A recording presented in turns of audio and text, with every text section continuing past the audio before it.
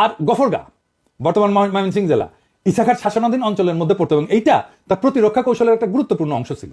আমাদের তারুণ্যে আমরা জানতাম গফরগাঁয়ের মানুষ দুর্ধর্ষ সাহসী, ঠিক না?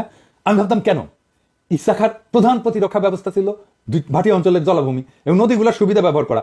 গফরগাঁও ছিল মোগর ভাটির দুর্গ অঞ্চল এবং ব্রহ্মপুত্র নদের সংযোগস্থলে অবস্থিত, যা সামরিক এবং কৌশলগত এলাকা ছিল। গফরগাঁও নদী বেষ্টিত এলাকা হয়, এটা তার প্রতিরক্ষা কৌশলের অংশ ছিল এবং এখানকার স্থানীয় জমিদাররা তার পক্ষে লড়াই করছিল। তার মানে গফরগাঁয়ের আজকের জনগণ ইসাখার সৈনিক, ইসাখার বাহিনীর অংশ। এই গফরগাঁয়ের লোকেরাই ছিল ইসাখার বাহিনী। এরা সাহসী হবে না তো কে সাহসী হবে? এবার বুঝেছেন আমার গফরগাঁও আর ব্রাহ্মণবাড়িয়ার ক্ষুদ্র ভ্রাতা আর ভগিনীরা, আপনারা কার উত্তরাধিকার, কোন বীরের রক্ত আপনাদের ধমনীতে প্রবাহিত হইতেছে? আর আমি বাংলাদেশের আর্মি চিফ হইলে বাংলাদেশের প্রধান ক্যান্টনমেন্টের নাম রাখতাম বজ্রপুর বা ইসাখা। গফরগাঁও আর ব্রাহ্মণবাড়িয়া ওই দুই অঞ্চলের আগুন বরাবর পোলাপানদের নিতাম ওই রেজিমেন্টে। ওদের যুদ্ধে যাইতে হইতো না। গফরগাঁও আর ব্রাহ্মণবাড়িয়া রেজিমেন্ট আসতেছে এটা শুনলেই কাপড় নষ্ট হইয়া পালাইতো শত্রুরা।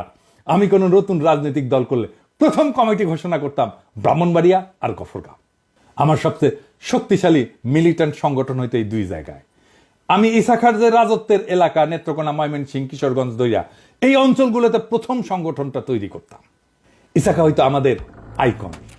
ইতিহাসে 12 ভূঁইয়াদের প্রতিরোধ, ইসাখার বিদ্রোহ এবং ব্রাহ্মণবাড়িয়া গফরগাঁওয়ের সাহসী সংগ্রাম আমাদের শেখায় কিভাবে এক ঝাঁক প্রতিশ্রুতিবদ্ধ নেতা এবং যোদ্ধা সাম্রাজ্যবাদী শক্তিকে পরাজিত করতে পারে। আমাদের পূর্বপুরুষেরা কোনোদিন দাসত্ব মানেনি। তারা প্রত্যেকবার শত্রুর আগ্রাসনের সামনে বুক চিতায় দাঁড়াইছে। গফরগাঁও ব্রাহ্মণবাড়িয়াবাসী গর্ব করেন মোগলদের হারাই দিচ্ছেন আপনারা।